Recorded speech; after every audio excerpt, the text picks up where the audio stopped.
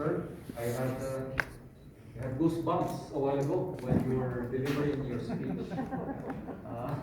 Palampakan natin yung staff natin. My co-principal in this morning's activity, the Superintendent of the Philippine Military Academy, Major General Ferdinand C.J. Mendez Cartujano, Philippine Air Force.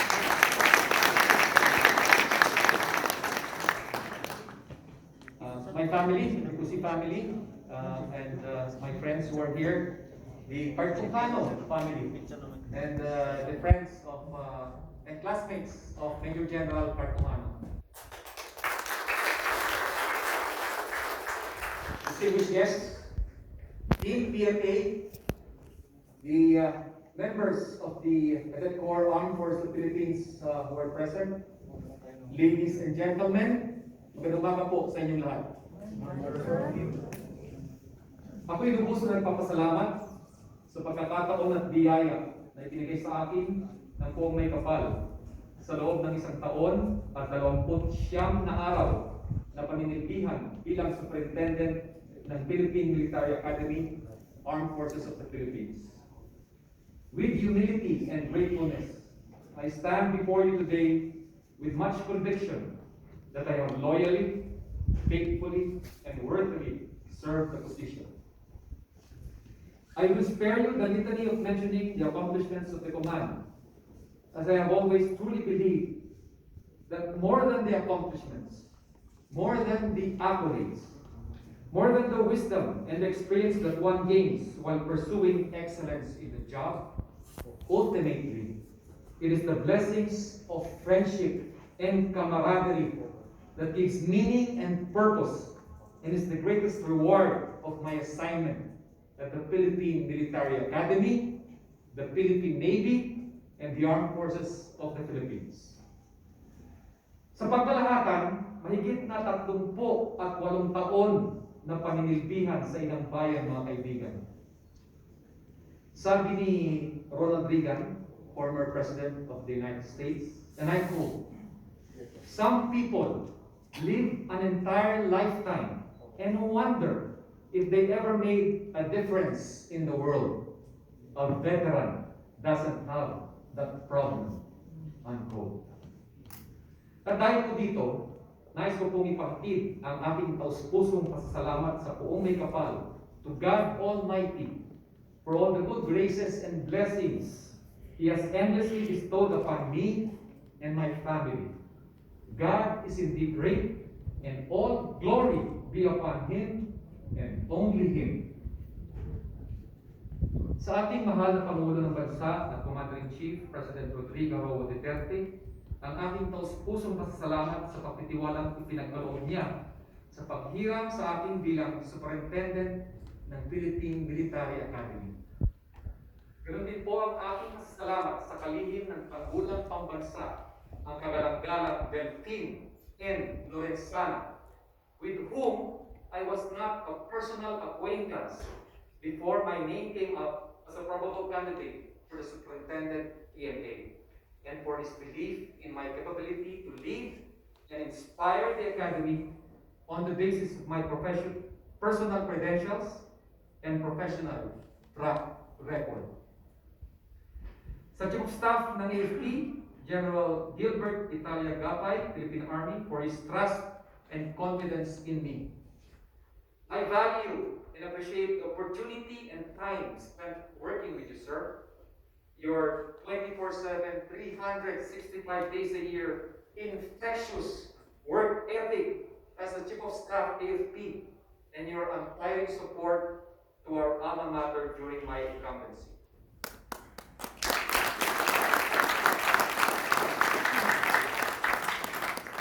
As an aside, may I present, sir, the tour of duty report of the Superintendent, Philippine Military Academy for the period 01 October 2019 to 16 November 2020.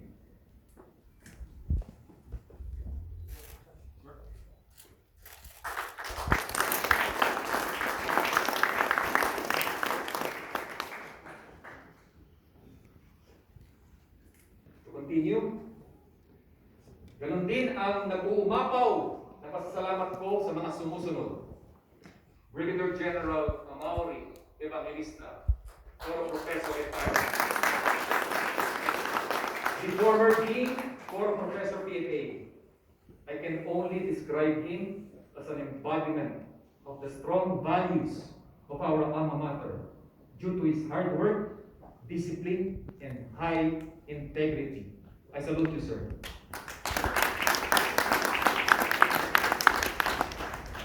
The ultimate triumvirate who make things happen in PMA and continue to make things happen in PMA. Will you please stand up when I call your name? Brigadier General Nestor Florente D.C. Rayos, Philippine Air Force, Assistant Superintendent PMA.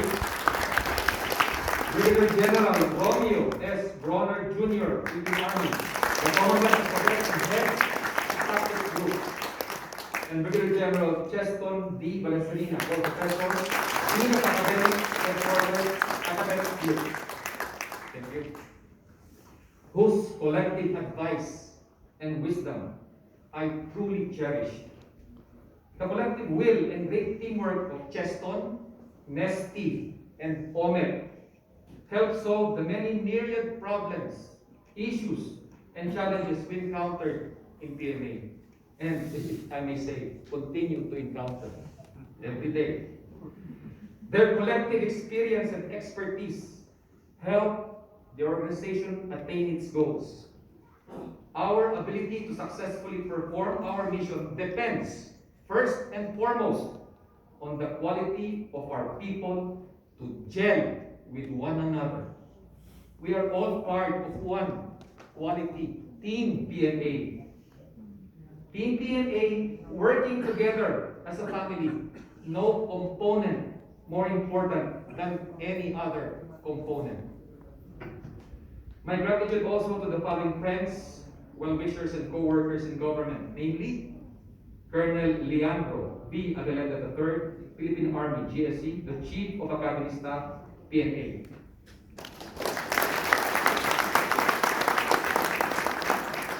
Who truly led the HTMA staff by example, appearing calm, assured, dignified, and prepared for any crisis, challenge, or eventuality.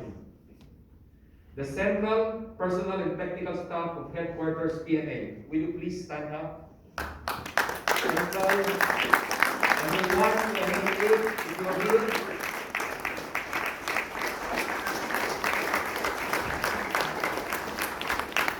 For your teamwork, cooperation, camaraderie, and help. Gaya ng sinabi ko, we can do a lot of amazing things if no one cares who gets the credit. And you, the central staff, my personal staff, and technical staff, have proven it time and time again. Thank you very much.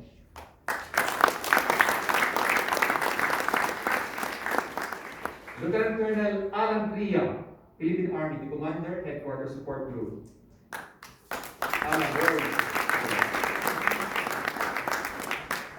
The dynamic optimist of Headquarters Support Group. Allan applies his optimism to attain goals and help others attain goals as well.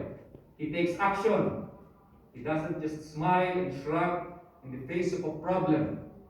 He does something with the hand he'd been dealt with. The Command Sergeant Major, Senior Chief Petty Officer Eric P. Balmoria, Philippine Navy. Very well. For building and maintaining a healthy non-commissioned officer and enlisted personnel development program for PMA. Keep up the outstanding work, Eric. The Chief Civilian Human Resource Manager, Dr. Maria Monica C. Costales. For setting the bar, the standards, and setting the example to all the civilian employees in the Academy. Thank you very much, Monica. And sorry that he is not here, but I will still read my thanks to him. The incumbent mayor of Baguio City, the Honorable Mayor Benjamin Magallo, who is above all, a gentleman. He's unfailingly polite, the very embodiment of civility. He's not interested in intimidating people. Perhaps that's one of the reasons why the people of Baguio City quickly warmed up to him and voted him to lead and inspire Baguio City. And yet, Sir Benji is perfectly prepared to make people angry, even really angry, in pursuit of organizational excellence. His explanation for this seeming inconsistency is cogent. And I quote, being responsible sometimes means pissing people off, unquote. So you see, ladies and gentlemen of the Cadet Corps, Armed Forces of the Philippines, leadership, according to the good mayor of Baguio City, can't be a popularity contest. Trying to not offend anyone, or worse, trying to get everyone to like you, are signposts to the road to mediocrity and perdition. Leaders who are afraid to get people angry are likely to waver and procrastinate when it comes to making tough choices. The decisions that really matter and counts. Leaders who care more about being liked than being effective are unlikely to confront the people who need confronting. In short, they won't challenge the status quo. And inevitably, by doing so, they hurt both their own credibility and their organization's performance. Maraming salamat po, Mayor Magalong, for the lesson learned kung nasaan ka man ngayon. It has been my greatest honor, privilege, and inspiration to observe and work with all of you. Special thanks to my fellow workers in government at the Office of the Superintendent PMA. Please stand to be recognized.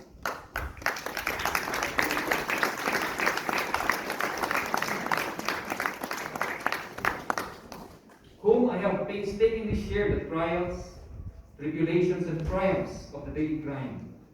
To DJ, Reden, Ate Alma, Cap, Grace, Jix, Churchill, Nards, Mark, Manong Kid, Tony, Junjun, Charles, June, Marlon, and Jonathan.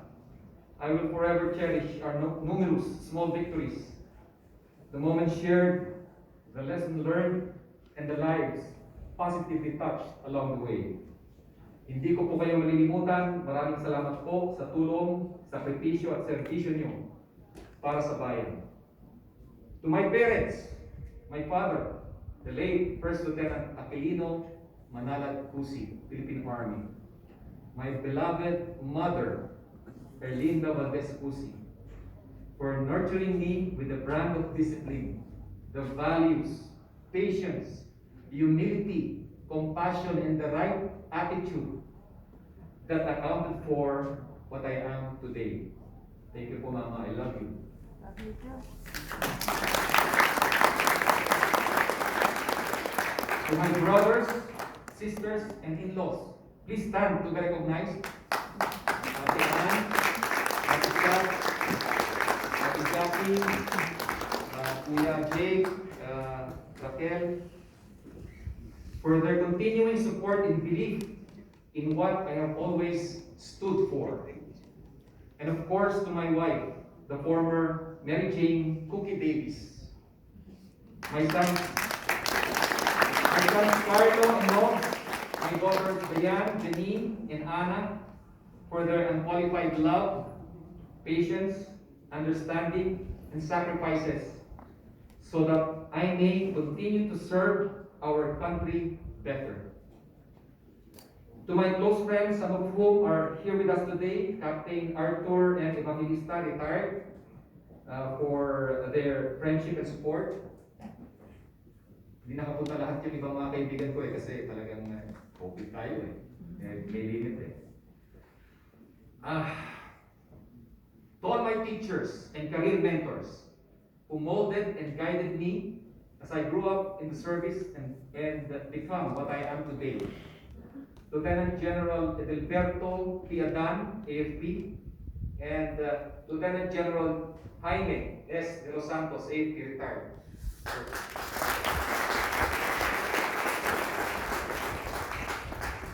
I consider them my mentors. I also consider Mike Viaje my mentor. I also consider Alvin Pareño, Major General Alvin Pareño, the former Commandant of the Marine Corps, as my mentor. Not only my classmate, my mentor. And also Rear Admiral Sam Felix. He is more than a mentor, he is my spiritual guide. And also I have to mention this.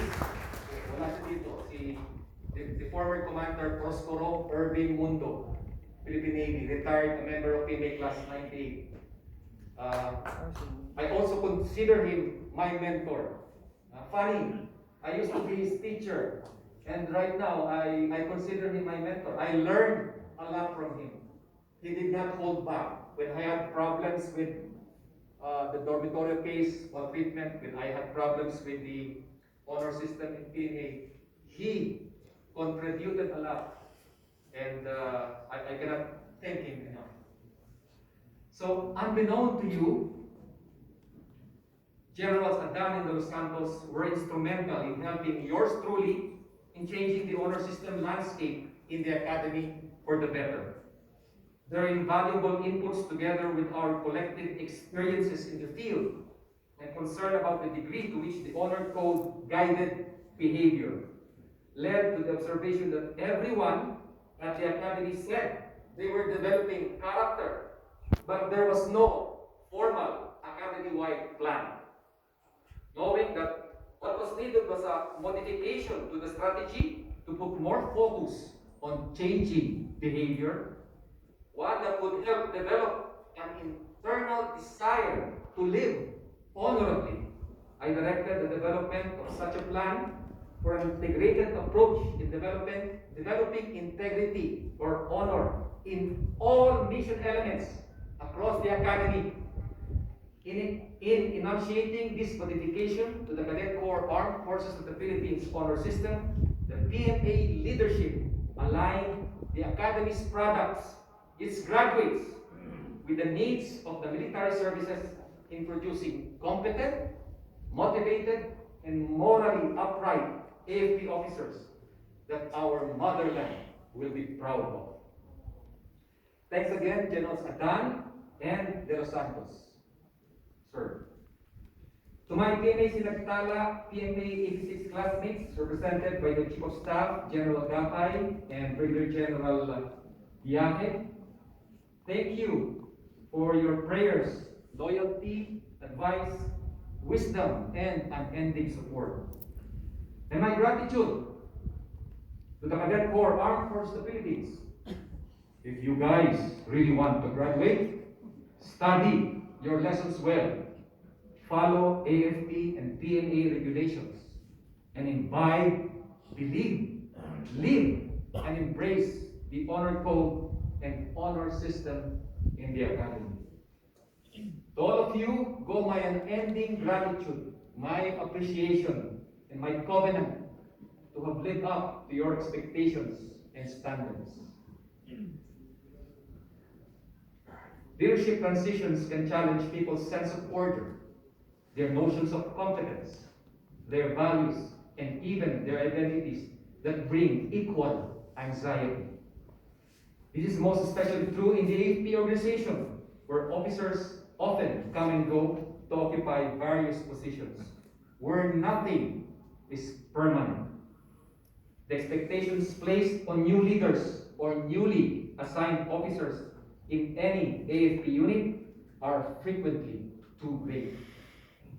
This morning, therefore, the hardest task lies upon our new Superintendent of PMA, Major General Ferdinand C.J. Mendez Cartojano, Philippine Air Force, who gracefully accepted the Herculean task of providing a high standard of education and training in order to produce highly competent, motivated, and principled officers, the future leaders and indomitable warriors with the heart and with the soul for the armed forces of the Philippines. The difficulties faced by him today were probably made worse by the profound contradiction between the expectations placed upon him and the realities of what he can truly deliver. I am, however, equally confident because his credentials tells us that he has a wealth of experience and insight which he will be sharing with Team PMA starting today and onwards. CJ, the enormous expectations that rest on your shoulders today and in the future should not deter you, should not deter your spirit, I should say. Do not feel under pressure to be the kind of leader, the kind of figure you believe others want you to be. In short and simple language, be your own man. Find solace and comfort in the words of Mahatma Gandhi when he said, and I quote, "Be the change you want to see in this world," unquote. I know you will do better than me and even supersede our expectations. Let today be the beginning of your fruitful journey in serving our beloved alma mater, the Philippine Military Academy. Godspeed and good luck to you, sir. Thank you very much, and once again, magandang umaga po sa inyong lahat.